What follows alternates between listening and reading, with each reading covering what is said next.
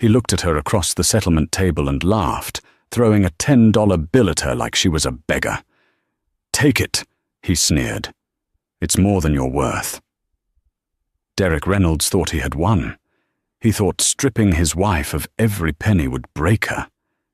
He didn't know that the woman signing those divorce papers wasn't just a housewife.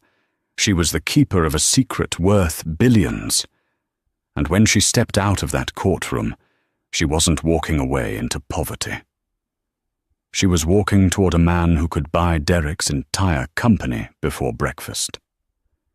This is the story of the regret that shattered a man's life. You won't believe who was waiting for her outside. The fluorescent lights of the conference room in downtown Seattle hummed with a low, irritating buzz, but it was nothing compared to the noise coming from Derek Reynolds' mouth.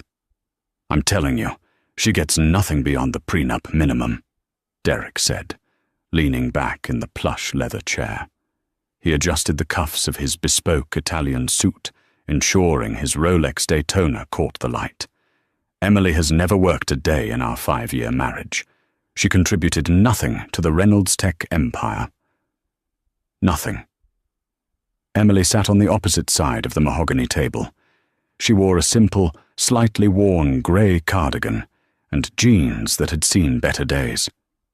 Her hands were folded in her lap, her face pale and unreadable. Next to her, her court-appointed lawyer, a tired man named Mr. Henderson, shuffled through papers nervously. "Mr. Reynolds," Mr. Henderson began, his voice shaky. "My client supported you through law school and the early days of your startup. She managed the household, entertained your investors, and she made canapes, Henderson. Any catering service could do that," Derek cut in, his voice dripping with condescension. He looked at Emily, his eyes cold. "Let's be real, Emily. You were a trophy that lost its shine. You don't understand business. You don't understand the value of $1 because you've been spending mine for half a decade." The cruelty in the room was palpable. Derek's lawyer, a shark named Marcus Thorne, smirked. "The offer is final, Mrs. Reynolds. A one-time settlement of $10,000 and the 2018 Honda Civic. If you contest it, we will drag this out until you can't afford to buy bread." Emily finally looked up. Her eyes were not filled with the tears Derek expected. They were clear, dangerous even. But Derek was too arrogant to notice. "Is that really how you remember it, Derek?" Emily asked, her voice soft but steady. "You don't remember the nights I stayed up coding the back end of your first app because you were too drunk to type? You don't remember who introduced you to the angel investor from Zurich?"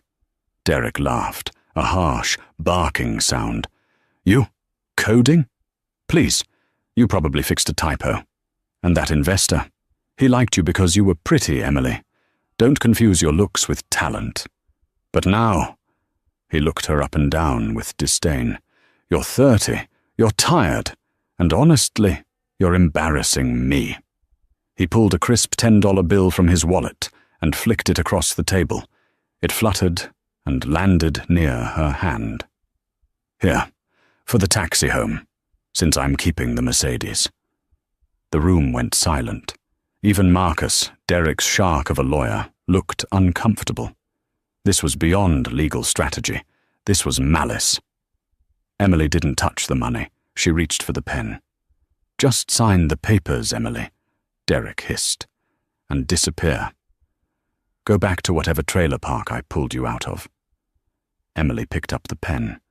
The scratching sound as she signed, Emily Andrea, her maiden name, echoed in the silence.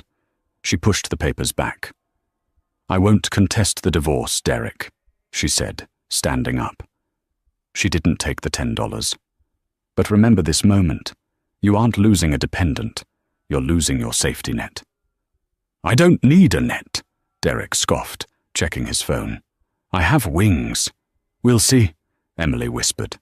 She turned and walked out of the conference room, the heavy oak doors closing with a finality that sent a strange shiver down Derek's spine. a shiver he immediately dismissed as a draft from the air conditioning. Outside the law firm, the Seattle sky had opened up. A torrential downpour battered the pavement, turning the gutters into rushing rivers. Emily stood under the awning of the building, hugging her thin cardigan around herself. Derek exited 5 minutes later, flanked by Marcus. He was laughing, high on the adrenaline of his victory. A sleek black limousine pulled up to the curb. The window rolled down, revealing a woman with platinum blonde hair and diamonds that sparkled even in the gloom. It was Monica, Derek's executive assistant, and the reason for the divorce. "Did you crush her, baby?" Monica chirped, blowing bubble gum. "Totally," Derek grinned, opening the door. He paused, seeing Emily standing a few feet away, shivering. "Oh," Derek mocked, feigning sympathy. "Bus running late? You know, if you beg, Monica might let you ride in the trunk." Monica giggled. "You, Derek? She's wet. She'll ruin the leather." "Right. Good luck, Emily. Try not to starve." Derek got into the limo, and it sped off, splashing dirty puddle water onto Emily's jeans. She didn't flinch. She just watched the taillights disappear into the grey mist. For a moment, she looked small, defeated, and alone. A woman discarded by the man she had built. But then, the sound of a different engine cut through the noise of the rain. It wasn't the roar of a sports car or the hum of a limo. It was the heavy, rhythmic thrum of a helicopter overhead, followed by the purr of a matte black Rolls-Royce Phantom approaching from the opposite direction. The car moved with a ghostly silence, pressing through the traffic like a predator. It pulled up exactly where Derek's limo had been, moments before. A driver in a pristine uniform stepped out, ignoring the rain, and opened the rear door with a white-gloved hand. "Mrs. Sterling," the driver said, bowing his head respectfully. "We have been waiting for your signal." Emily's posture changed instantly. The slump in her shoulders vanished. Her chin lifted. She reached into her worn tote bag and pulled out a pair of sunglasses, sliding them on despite the rain. "Thank you, Alfred," she said, her voice dropping the soft, submissive tone she had used in the meeting. "Take me to the airstrip. Julian is waiting." "Of course, madam." "And the asset?" "The asset is secured," Emily said, glancing back at the building where Derek was celebrating his win. Derek signed away all claims to intellectual property created prior to the marriage incorporation. He was so busy hiding his cash, he forgot about the patents. "A fatal error," Alfred noted, closing the door as Emily slid into the heated, starlight ceiling interior of the Rolls-Royce. As the car pulled away, Emily pulled out a sleek, transparent phone, a prototype not yet released to the public. She dialed a number. "It's done," she said into the phone. "He thinks I'm destitute. Initiate phase 2. A deep, warm voice answered on the other end. "Finally. I've been waiting for you to come home, Emily. The jet is fueled. Paris for dinner?" "Paris sounds perfect," Emily replied, a small smile playing on her lips. "But first, send the RSVP to the Reynolds Tech Winter Gala. I think it's time they met the real competition." 3 months had passed since the divorce was finalized. For Derek Reynolds, life had been a blur of parties, stock spikes, and indulgence. Without Emily holding him back with her caution and budget talks, he had expanded Reynolds Tech aggressively, leveraging massive loans to fund a new AI project called the Sentinel. He was currently the toast of Seattle. He sat in his corner office, looking out over the city. Monica was on the sofa, scrolling through Instagram. "Babe," she said, not looking up. "Everyone who is anyone is coming to the Winter Gala tonight, even the mayor." But what?" Derek asked, sipping a scotch. "There's a rumor that Vanguard Systems is sending a representative. You know, that shadowy European tech giant that just bought out Silicon Valley's biggest chip manufacturer? Derek frowned. Vanguard Systems was a ghost story in the tech world. Nobody knew who owned it. They just appeared, bought up superior technology, and vanished. They were worth trillions, while Reynolds Tech was worth billions. Why would Vanguard come to my gala? Derek mused. Unless they want to buy me out. That has to be it. They know the Sentinel is going to change the world. He stood up, adjusting his tie. This is it, Monica. Tonight, I become the king of this city. If Vanguard is there, I'll name my price. What about your ex? Monica laughed. Think she'll try to crash it to get some free shrimp? Derek chuckled.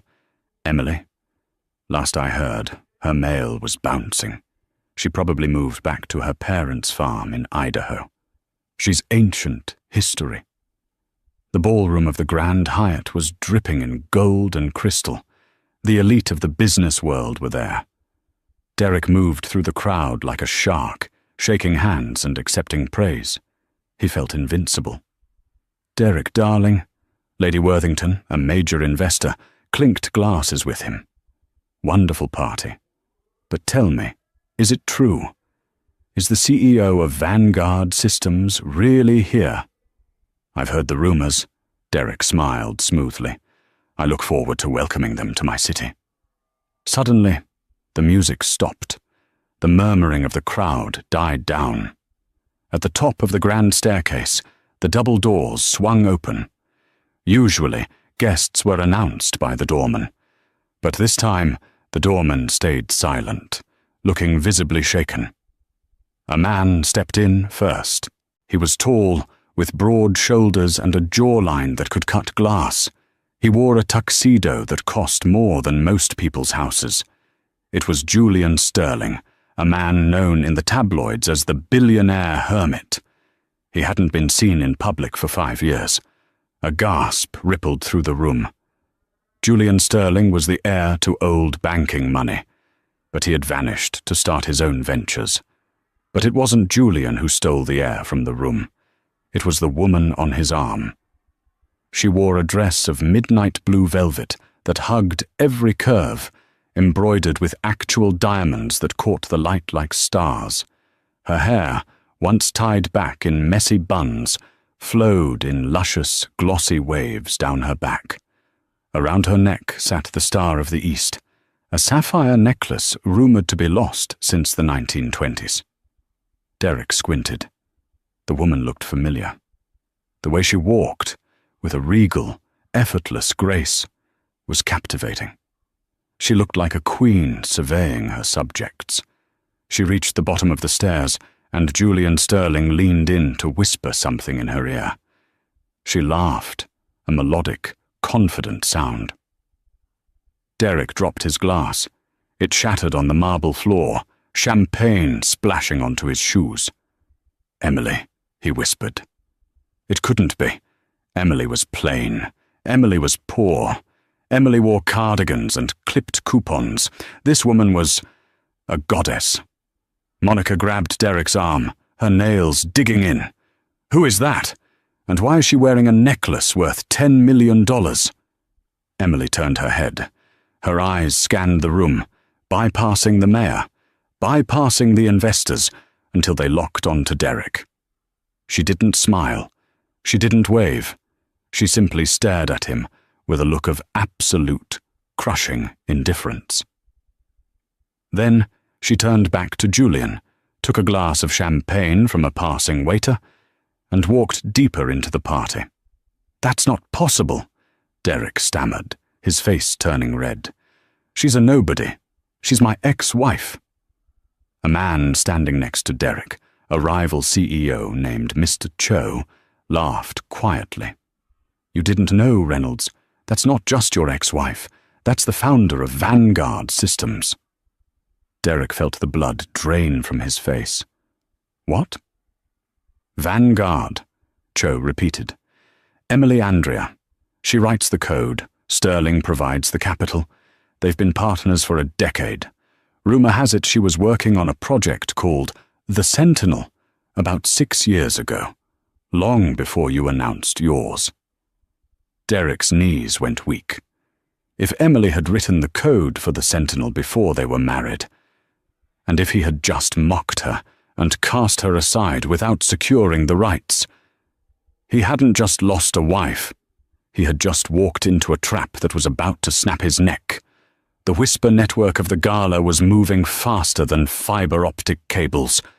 Within 10 minutes of Emily's entrance, the atmosphere in the ballroom had shifted from a celebration of Reynolds Tech to a hushed, voyeuristic spectacle centered on the mysterious woman in the midnight blue dress. Derek Reynolds stood frozen near a towering ice sculpture of a swan, his face a mask of sweating panic. He watched as Emily moved through the room. She wasn't just attending the party. She was holding court. The mayor was laughing at her jokes. The CEO of Petro Global was leaning in close, listening intently to whatever she was saying. "Derek, stop staring," Monica hissed, tugging on his sleeve. She looked insecure for the first time in her life.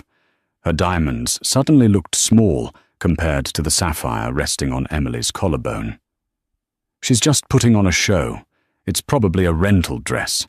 And that guy, Julian Sterling, he's probably just using her to get to you." "Get to me?" Derek snapped, his voice too loud. "Monica, look at them. Julian Sterling doesn't need to use anyone. He's worth 50 times what I am. And Emily—" He trailed off, watching Emily sip her champagne. She looked regal, untouchable. "I'm going over there," Derek announced, straightening his jacket. "Derek, don't—" Marcus Thorne, his lawyer, appeared at his elbow, looking pale. "I just did a background check on Vanguard Systems Incorporation documents. It's complicated. You shouldn't engage until we know more. I'm the CEO of this company, and this is my party," Derek snarled. "She's my ex-wife. I know her buttons. I can break her." He marched across the ballroom floor, Monica trailing behind him like a confused puppy. The crowd parted, sensing the impending collision. The music seemed to fade into the background as Derek approached the circle of elites surrounding Emily and Julian. "Well, well," Derek's voice boomed, cutting through the polite conversation. "The prodigal housewife returns." The circle fell silent. The mayor looked awkward and took a step back. Julian Sterling slowly turned his gaze toward Derek. His eyes were like ice, devoid of any warmth. But Emily didn't flinch. She turned slowly, a polite, distant smile on her face, the kind one gives to a rude stranger in a grocery store. "Hello, Derek," she said smoothly. "Lovely venue. Though the floral arrangements are a bit 2015, don't you think?" "Cut the act, Emily," Derek sneered, stepping into her personal space. Julian moved to intercept, but Emily held up a hand, stopping him. She could handle this. "What are you doing here? Who paid for the ticket? Or did you sneak in through the kitchen?" Monica giggled nervously behind him. "Yeah, Emily. Did you win the lottery or something? Or is this all just—" She gestured vaguely at Emily's stunning appearance. "Costume jewelry." Emily looked at Monica, then back at Derek. Her expression softened into something resembling pity. "I'm here on business, Derek. As for the ticket—" She glanced at Julian. Julian spoke, his voice a deep baritone that commanded the room. "We didn't buy tickets, Reynolds. Vanguard Systems is the primary sponsor of the venue's restoration fund. Technically, we're your hosts." Derek's face flushed a deep crimson. "Bullsdut, you're trying to psych me out. Emily, tell him who you really are. Tell him you're a broke housewife who used to clip coupons for laundry detergent." "I did clip coupons," Emily admitted, her voice carrying clearly across the silent room. "I hate waste. Just like I hated wasting my potential on a man who thought my only value was in the kitchen. "You have no potential," Derek shouted, losing his composure entirely. "I built Reynolds Tech. I built the Sentinel. You were nothing but a leech." "The Sentinel," Emily repeated, tasting the words. She stepped closer to Derek, her heels clicking on the marble. "That's an interesting project, Derek. An AI predictive model for stock market fluctuations. Revolutionary." "That's right," Derek puffed out his chest. "Something your little brain couldn't comprehend." "Is that so?" Emily tilted her head. "Then why, on line 4000 of the source code, is there a comment that says, 'For my husband, who thinks I'm asleep while I build his future?'" The color drained from Derek's face so fast, he looked like a corpse. The glass in his hand shook. "How?" he whispered. "How do you know about the code comments? No one has seen the kernel source except me." "Because I wrote it, Derek," Emily said, her voice dropping to a dangerous whisper that only he and the surrounding circle could hear. "I wrote the kernel 3 years ago while you were out networking with Monica in Cabo. I wrote it to save your failing startup because I loved you. I left it on your server as a surprise, hoping you'd find it and be proud of me." She laughed dryly. "But you never looked at the code, did you? You just took the credit.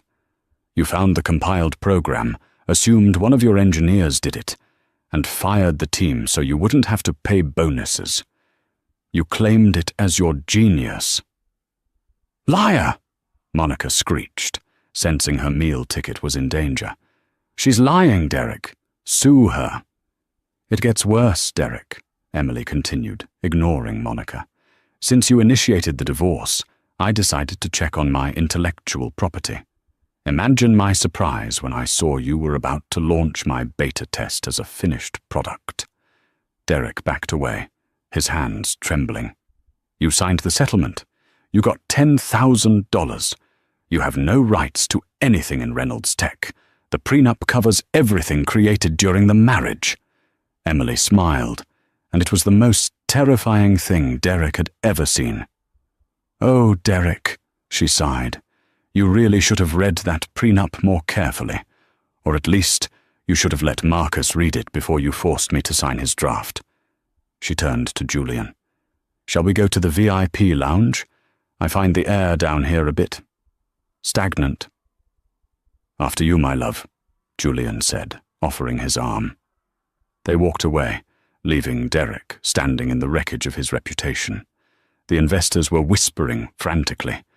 The mayor was texting his office. Marcus Thorne was furiously typing on his tablet, sweat pouring down his forehead. "Derek," Marcus whispered, his voice trembling. "We have a problem." Derek didn't stay in the ballroom. He couldn't. He dragged Marcus and a sobbing Monica into the private elevator and jammed the button for the penthouse suite, which served as the VIP lounge. When the doors opened, the scene was calm, a stark contrast to the panic in Derek's mind. The lounge was dimly lit, smelling of rich leather and aged whiskey. Sitting by the fireplace, looking entirely at home, were Emily and Julian. Alfred, the driver, was standing by the door like a sentinel. "You can't just walk away from me," Derek shouted, storming into the room. "You can't make accusations like that in front of my investors." Emily set her teacup down on the saucer with a delicate clink. She didn't stand up. She gestured to the empty sofa opposite them. "Sit down, Derek. It's time for the exit interview." Derek remained standing, trying to loom over her. "I want the truth. Who are you, really?" Emily looked into the fire. "I am Emily Andrea. I was admitted to MIT at 15. I wrote my first encryption algorithm at 16. By the time I was 20, I had founded a small data security firm called Aegis." "I never heard of Aegis," Derek spat. "No, you wouldn't have. Because Julian bought it from me for $400 million when I was 21, Emily said calmly. Derek grabbed the back of the sofa to steady himself. 400,000,000.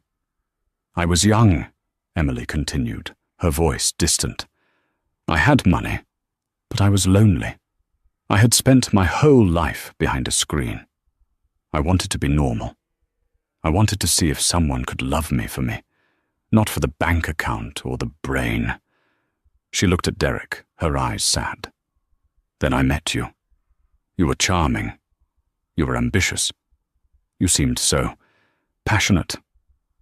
I decided to run an experiment. I put the money in a blind trust, managed by Julian, and I became Emily the housewife. I wanted to be your partner, Derek. I wanted to build a life with you. You lied to me, Derek screamed. You deceived me for 5 years. I omitted the truth, Emily corrected. But I never lied about who I was. I offered to help you with your business 1,000 times. You told me I was too pretty to worry about math. I offered to invest my inheritance, which you assumed was a few $1,000s from a grandma, and you laughed and told me to buy shoes. Julian leaned forward, his voice hard. She gave you every chance, Reynolds. I told her you were a narcissist. I told her you would bleed her dry emotionally. But she believed in you. She thought that if she helped you succeed from the shadows, you'd eventually see her value. And then came the Sentinel, Emily said. I spent 6 months of sleepless nights coding that engine because your company was 3 weeks away from bankruptcy. I saved you, Derek. And how did you repay me? You threw $10 at her, Julian growled, his hands clenching into fists. Derek looked at Marcus, desperate for a legal angle. The prenup. She signed the prenup. It said all assets acquired during the marriage are separate property, if kept in separate accounts. My company is mine. Her, whatever she has, is hers. Exactly, Marcus said, finally finding his voice. Mr. Reynolds is right. If you have millions, good for you. But Reynolds Tech and the Sentinel belong to Derek. Emily reached into her clutch and pulled out a folded document. It wasn't the divorce papers. It was a patent filing. Derek, you insisted on the prenup because you thought I was a gold digger. You wanted to ensure that anything I created or earned stayed mine, and anything you earned stayed yours. You were terrified I'd take half your startup. She slid the paper across the table. The prenup states that intellectual property created solely by one party remains the sole property of that party, regardless of its application in marital businesses, unless a formal transfer of rights is signed. Derek stared at the paper. The words blurred before his eyes. I wrote the Sentinel, Emily said softly. I have the timestamps. I have the original source code repository hosted on Vanguard's private servers. I never signed a transfer of rights to Reynolds Tech. You didn't ask me to, because you didn't think I was capable of creating it. You thought it just appeared. So, Derek choked out. So what does that mean? It means, Emily said, standing up and brushing invisible dust from her velvet dress, that Reynolds Tech is currently selling a product it doesn't own. It means you are committing copyright infringement on a massive scale against Vanguard systems. And, Julian added, standing up to join her, a shark-like grin appearing on his face, Vanguard Systems is known for being very aggressive with litigation, unless, of course, we come to an arrangement. Derek fell onto the sofa. Monica looked at him with disgust, seeing the power dissolve before her eyes. What do you want? Derek whispered. I have nothing if I lose the product. Oh, I don't want money, Derek, Emily said, walking toward the elevator. She paused at the door and looked back over her shoulder. I have plenty of that.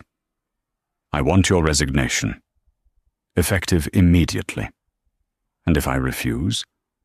Then I release the source code for free as open source software tomorrow morning, Emily said coldly, and Reynolds Tech's stock will hit 0 by lunch.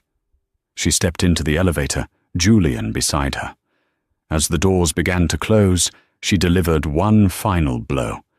Enjoy the gala, Derek. I hear the shrimp is excellent. You might want to pack some in a bag. It could be the last free meal you get for a while. The doors shut, leaving Derek in the silence of the penthouse, the sound of his own arrogance ringing in his ears. The morning sun hit the glass facade of the Reynolds Tech Tower, but inside the executive suite, the atmosphere was darker than a crypt. The usual hum of productivity had been replaced by a heavy, suffocating silence. Derek Reynolds hadn't slept. He was still wearing his tuxedo trousers and a wrinkled dress shirt, the collar undone and stained with sweat. He paced the length of his office like a caged predator, his expensive Italian loafers kicking at the plush carpet as if he could physically stomp away the impending disaster. On the mahogany desk, a half-empty bottle of expensive scotch sat next to a stack of legal documents that looked like a death warrant. "There has to be a loophole, Marcus," Derek shouted, his voice cracking.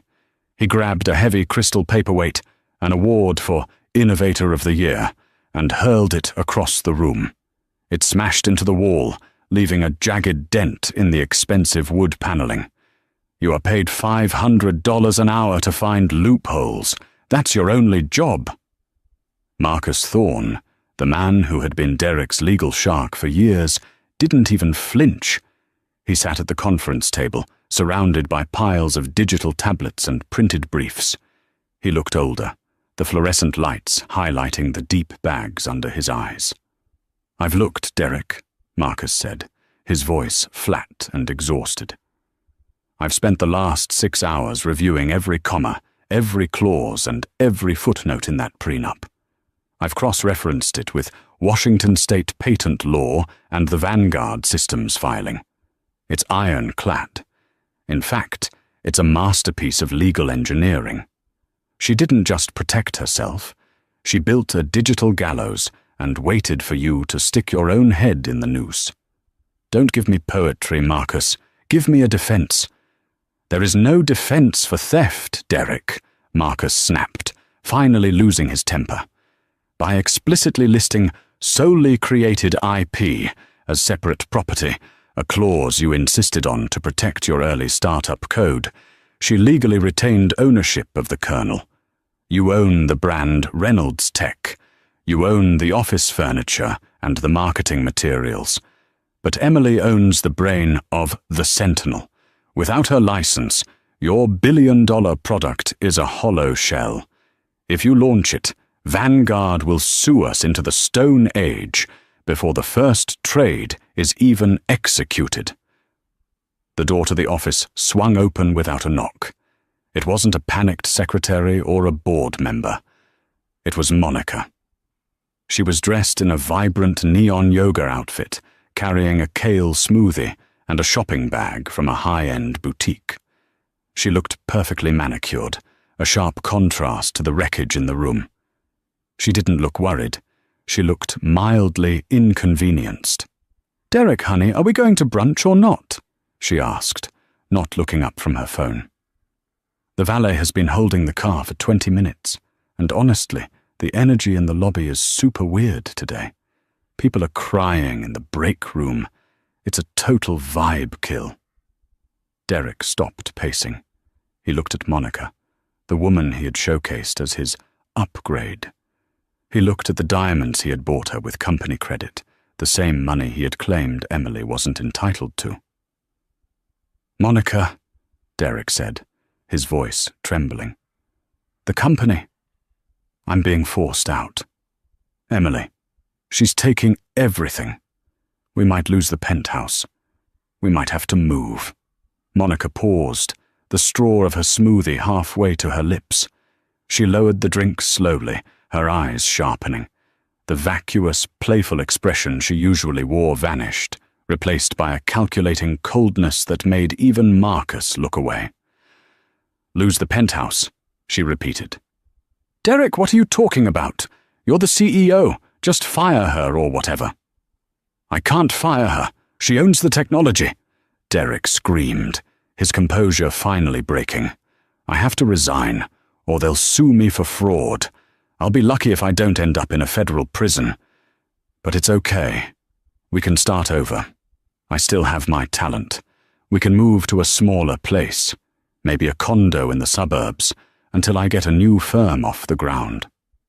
Monica let out a short, sharp laugh. It was a sound devoid of any affection. She set her smoothie on his desk, right on top of an original blueprint, and began checking her nails. A condo in the suburbs, she scoffed. Derek, look at me. Do I look like a suburban housewife? Do I look like someone who clips coupons and waits for a bus? Monica, I love you, Derek pleaded, stepping toward her. I did all of this for us. No, you did it for your ego, Monica said, stepping back to avoid his touch. I'm a luxury, Derek, like a yacht or a private jet. You don't get to keep the yacht when you can't pay for the dockage. I'm not staying around to watch you sell your watches just to pay for a 2-bedroom apartment. I'm a high-maintenance woman, and you just became low interest. She picked up her bag and turned toward the door. You're leaving? Now? Derek gasped. My bags are already in the car, babe, she said over her shoulder. I saw the news alerts on Twitter. I'm going to stay with my sister in Malibu for a while. Don't call me unless your bank account has at least 7 zeros in it again, which, let's be real, probably won't happen. The door slammed shut. Derek stood in the center of the room, the silence heavier than before. He felt a sudden, sharp memory of Emily bringing him coffee at 3 a.m. while he struggled with his first business plan.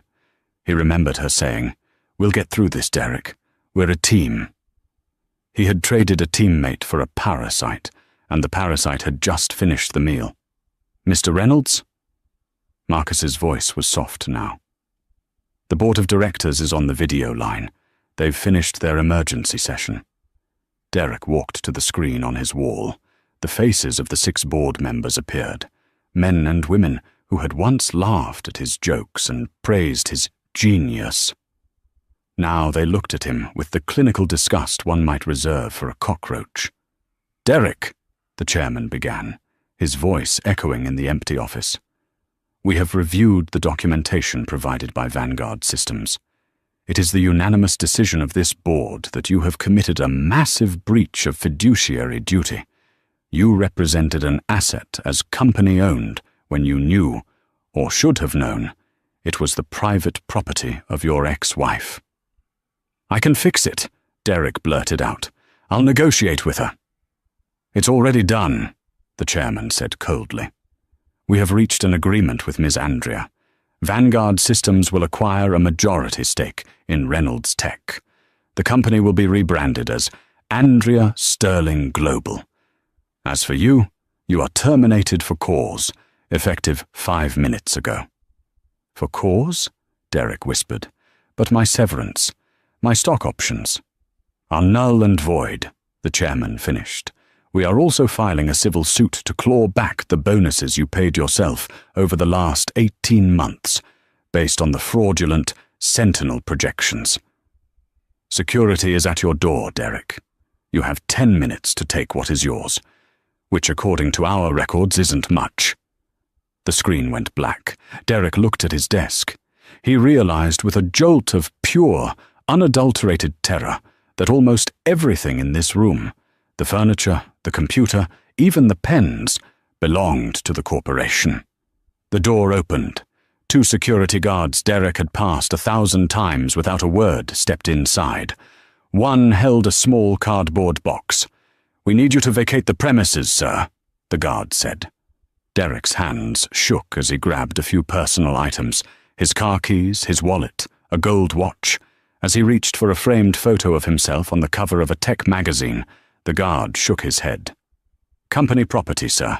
That was paid for by the PR department." Derek left the frame behind. He walked out of the office, his head down, through a gauntlet of employees.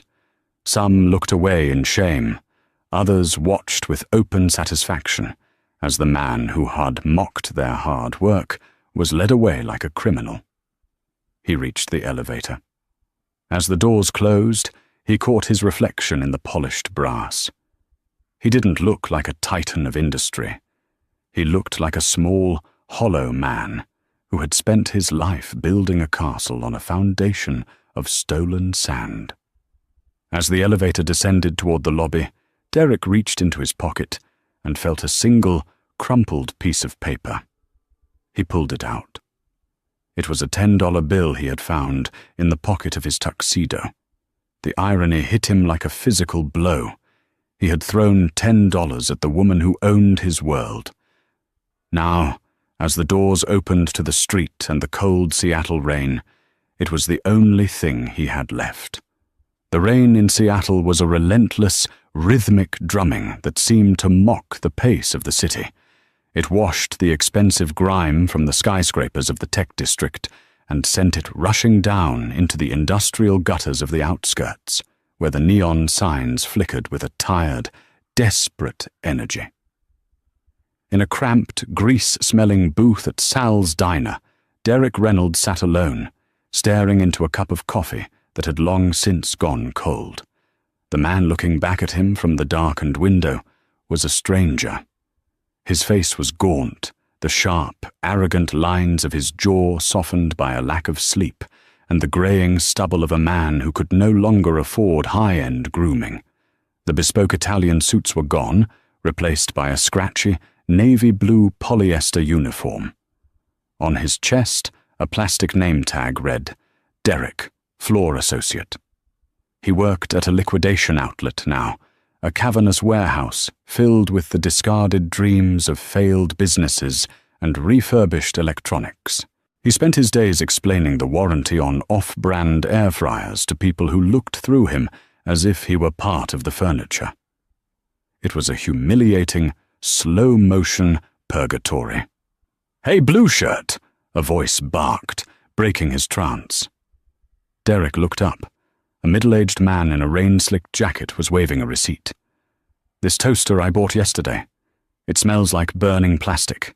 I want a refund." I'm on my break, sir," Derek mumbled, his voice a ghost of the booming baritone that once commanded boardrooms. "I don't care if you're on your deathbed," the man snapped. "Fix it, or get me someone who actually knows how to do their job." Derek stood up, his joints aching from 8 hours on the concrete warehouse floor. As he walked toward the counter, his eyes drifted to the television mounted above the diner's grill. Usually, it played local weather or looped sports highlights, but today, every channel was tuned to the same event, the Global Tech Summit in Geneva. The headline scrolling across the bottom of the screen made his heart stop. Vanguard Systems announces the Emily architecture, a total reset for global data privacy. The camera panned across a sea of world leaders, billionaires and journalists, all standing in a thunderous ovation. And then the camera zoomed in on the woman center stage. Emily Andrea, she had officially dropped the Reynolds name months ago, stood at the podium. She looked like a creature made of light and steel. She wore a sharp, minimalist white suit that radiated power. Her hair was styled in a sophisticated bob, and the exhaustion that had defined her eyes during their marriage was gone, replaced by a terrifying, brilliant clarity. She wasn't just a CEO. She was a visionary. For too long, Emily's voice filled the diner, broadcast through the tinny speakers. Technology has been used as a tool for extraction. We built platforms to take data, to take time, to take dignity. Today, Vanguard Systems is giving it back. The diner went silent. Even the man complaining about his toaster turned to watch. "The Emily architecture is open source for all non-profit organizations," she continued. "We are choosing to value human progress over quarterly dividends, because a legacy isn't built on what you take from the world. It's built on the foundations you lay for those who come after you. The camera cut to the front row of the auditorium. Julian Sterling was there, leaning forward with an expression of such pure, unadulterated pride that it felt like a knife in Derek's gut. Beside Julian sat a younger woman, a brilliant coder Emily had mentored, and a toddler they had recently adopted, a symbol of the family life Emily had once begged Derek to start with her. "She's something else, isn't she?" The waitress, a woman named Shirley who had seen 1,000 broken men pass through her booths, said as she wiped the counter. "I heard she's worth $100 billion, and she's giving half of it away to schools for girls. Can you imagine having that kind of heart?"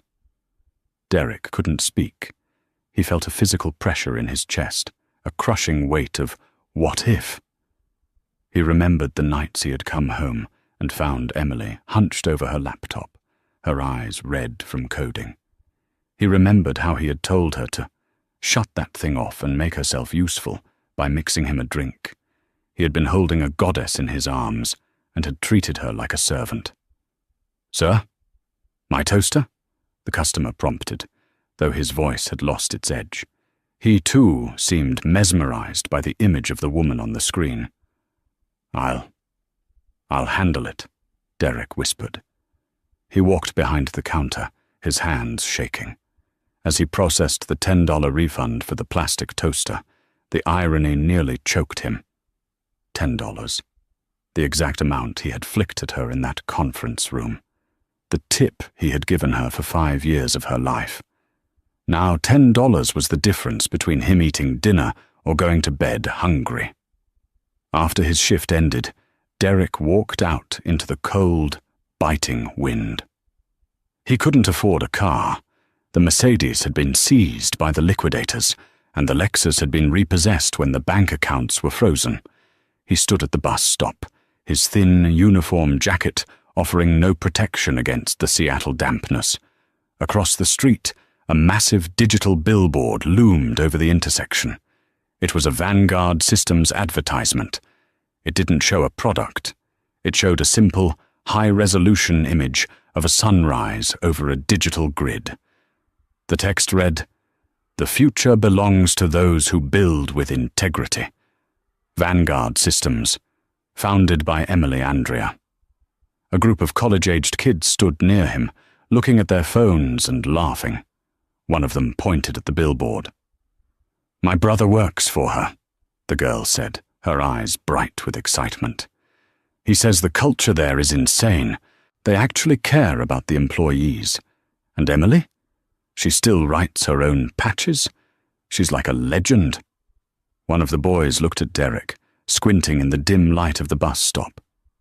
"Hey, wait a minute. Are you that guy? The one from the regret meme?" Derek turned his face away, pulling his hood up. But it was too late. "Oh my God, it is him!" The boy laughed, elbowing his friend. "It's the $10 divorce guy. Look at him. From the penthouse to the bus stop. Man, talk about the ultimate fumble. You literally had the goat as a wife, and you traded her for a girl who blocked you on Instagram the day you lost your job." "Leave me alone," Derek croaked. "Hey, don't be like that," the kid teased, holding up his phone to take a video. "Give us a tip, CEO. How do you lose $1 billion woman in 10 minutes? Is there a master class for that?" The bus pulled up, hissing as the brakes engaged. Derek practically fell through the doors, ignoring the laughter behind him. He huddled into a seat at the very back, pressing his forehead against the vibrating glass of the window. As the bus crawled through the city, he passed the headquarters of his former company. The Reynolds Tech sign had been torn down. In its place stood a sleek, brushed steel logo, VS Global. The lobby, which he had once designed to be a shrine to his own ego, was now filled with light and plants. He saw young engineers gathered in the common areas, laughing and collaborating. It was a place of life, a place he was no longer allowed to enter. He reached his apartment, a tiny, one-room studio above a dry cleaner. The air was thick with the scent of chemical solvent and old carpet. He sat on the edge of his twin-sized bed and pulled his mail from his bag. It was a final notice from the IRS and a letter from a legal firm representing the board of directors. They were still coming for him. The clawback lawsuits were designed to ensure that Derek Reynolds would never have a surplus cent for the rest of his life. He would be paying back the fraudulent bonuses until he was 80. He reached into his pocket and pulled out his last remaining possession from his old life. The gold watch Monica had failed to steal. He had been holding on to it as a safety net, a last resort. He looked at the inscription on the back. It wasn't from Monica. It was a gift from Emily on their 3rd anniversary. It read, "To the man who sees the future, I'm glad I'm in it with you." Derek let out a broken, jagged sob. He clutched the watch to his chest, the cold metal biting into his skin. He had been a man who thought he saw the future, but he had been blind to the present. He had looked at the most valuable person in his life and saw only a shadow. He walked to the small, cracked window of his studio. From here, he couldn't see the mountains or the bay. He could only see the brick wall of the neighboring building and a small sliver of the street below. He thought about Emily in Geneva.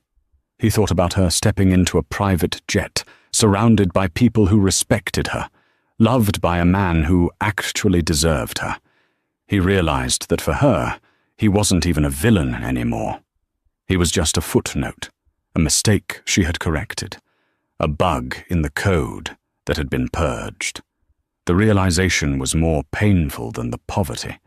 To be hated was one thing, but to be completely irrelevant to the person you once owned, that was the true ghost of his existence. He set the watch on the small wooden table. Tomorrow, he would sell it to the pawn shop on 4th Street. It would pay for 2 weeks of rent and a few bags of groceries. It was the last piece of Emily he had, and he was forced to trade it just to survive another day in the world she now ruled. Derek Reynolds laid down on the thin mattress, the sound of the rain outside turning into a dull grey roar. He closed his eyes, and in the darkness of the room, he could still see the glowing words from the billboard. "True value is hidden. Look closer." He had looked too late, and as the city hummed around him, a city that had already forgotten his name, Derek finally understood the cost of his arrogance. It wasn't measured in billions of dollars. It was measured in the silence of an empty room and the knowledge that he had been given the world and had thrown it away for $10 and a lie. And that is the final, devastating chapter of Derek Reynolds, a man who had everything and understood the value of nothing. It's a story that proves the highest heights often lead to the hardest falls when they are built on the backs of others. Emily Andrea didn't just survive. She thrived because her worth was never tied to the man who tried to diminish her. She was the architect of her own destiny all along. If this story moved you, or if you enjoyed seeing karma finally catch up to Derek, please hit that like button. It helps us continue to bring these high-drama, real-life lessons to the screen. Don't forget to subscribe and hit the bell icon so you never miss a new upload. I want to hear from you in the comments. What was the most satisfying moment of Derek's downfall for you? And have you ever seen a secret billionaire story happen in real life? Let's talk about it below. Thanks for watching, and we'll see you in the next one.